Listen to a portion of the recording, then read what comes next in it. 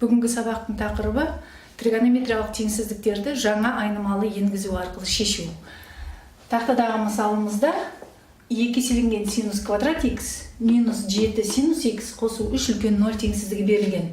Бұл теңсіздікте синустың екінші дәрежесі де, синустың бірінші дәрежесі де және бос мүшеде араласып тұр.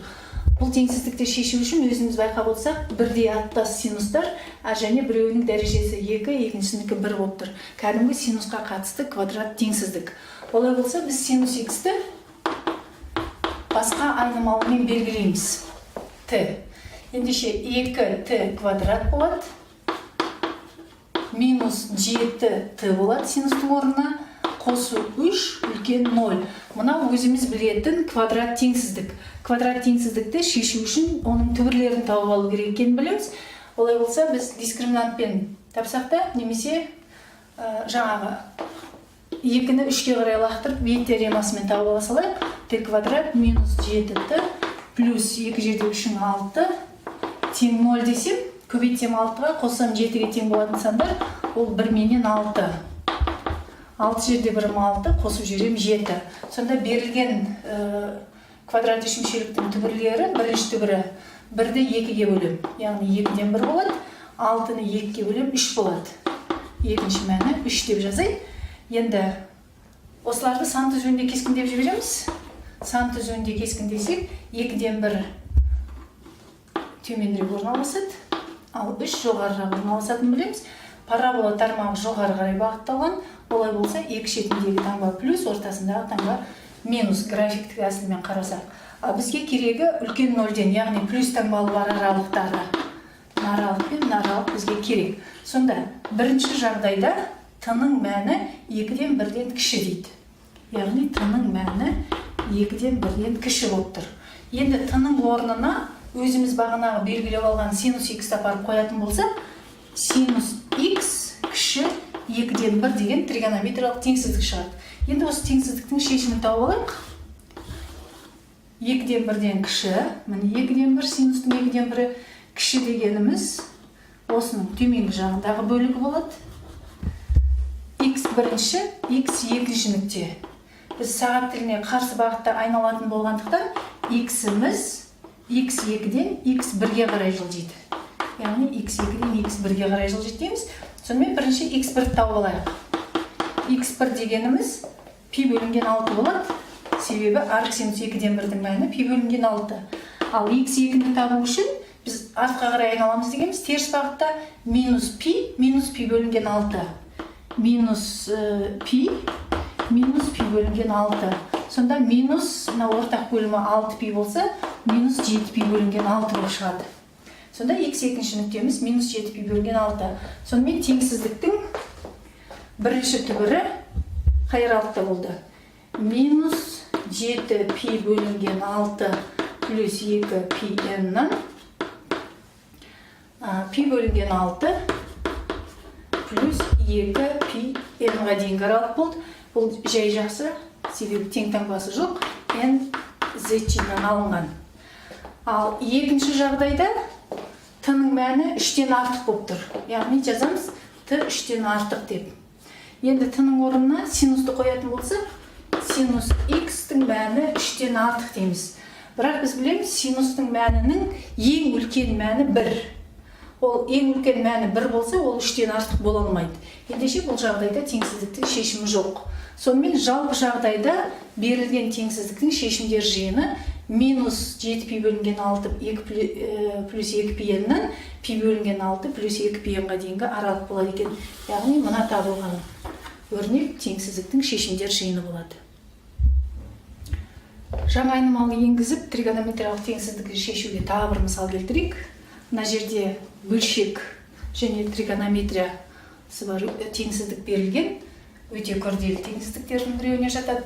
Енді біз косинус x өрнегін t деп белгілеп алайық. Косинус x-ті t деп белгілеп алсақ, сонда t қосу 1 алгебралық теңдеуге келтіріп аламыз.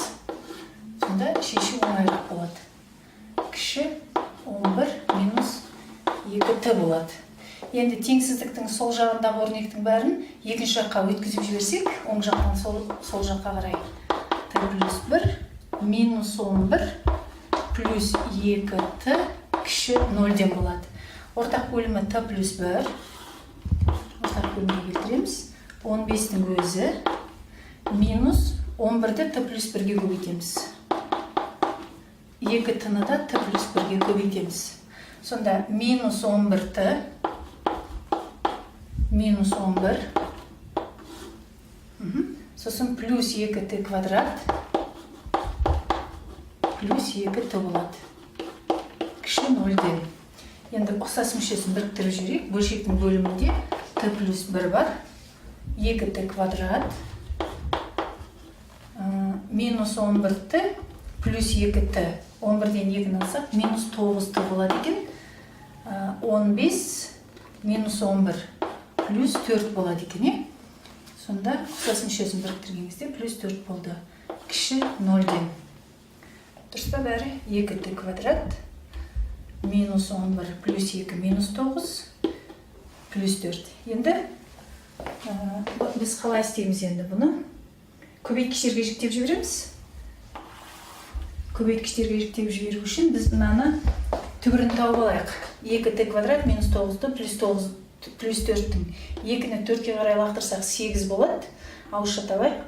8 көбейтсек 8-ге қоссақ 9-ға тең болатын сан, ол 1-менен 8 болады. 1-мен 8. Егер 2-ден 1 десем, біріншісін. Сонда t минус 2-ден 1 болады. Екіншісі t минус 4 болады. t минус 4 болады екен. Яғни алдында 2 деген коэффициентіміз бар. 2 коэффициенттің өзін жазып қойып, сонда 2t квадрат шығып тұр. Минус на жерде t 8 минус 9 шығып тұр. На жерде 1 плюс 4 дұрыс. t плюс 1. Сонда кіші 0-ден болады. Бұл енді біз орында жүрген жұмыс болғандықтан ауызша орындаймыз.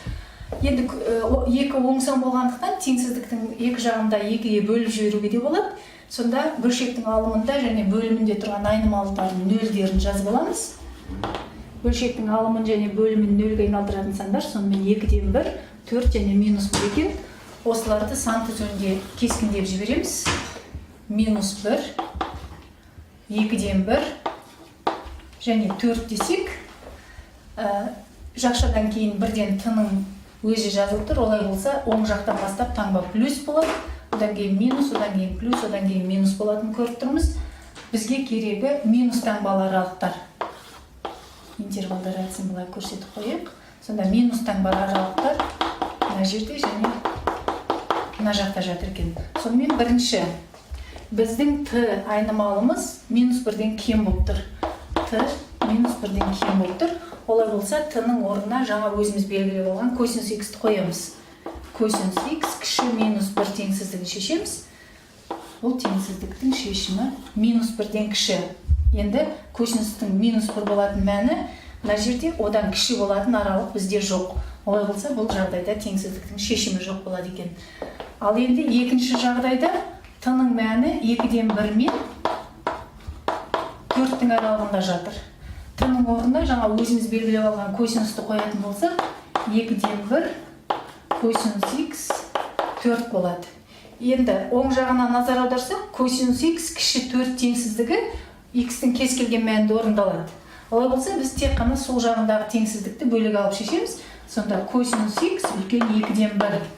Косинус x-тің 2-ден 1-ден үлкен болатын мәндері қай жерде жатады? Міне 2-ден 1 мынау десек, үлкен болатын мәндері оң жағында жатады.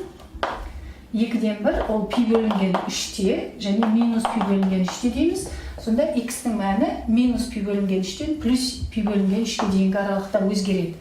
Сонда бүйтіп жазамыз. Минус пи бөлінген 3 плюс 2 пи n. Пи бөлінген 3 плюс 2 пи n. Мұндағы nz жинан алынған. Сонымен берілген теңсіздіктің шешімдер жиыны осы сандар аралығы болады екен.